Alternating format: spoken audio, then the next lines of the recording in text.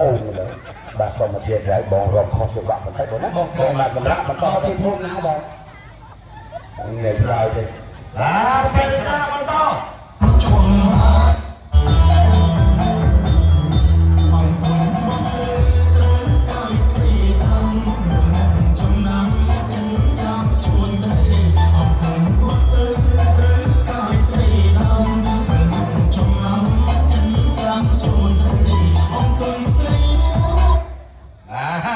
ចង្វាក់រំវង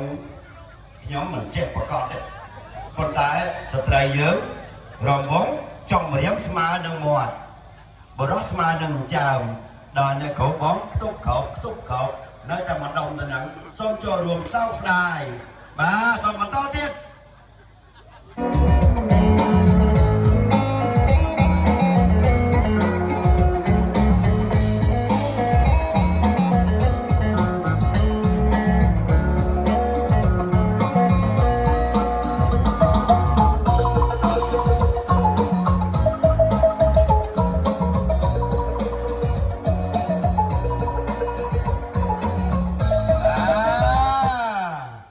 សារវ៉ាន់អានេះមិនមែនសារវ៉ាន់នេះគេហៅចៅកំពេញពួយបាទសូមនឹងមិញសោកស្ដាយសូមសម្រាប់បន្តទៅទៀតបន្តហោះឈ្នះ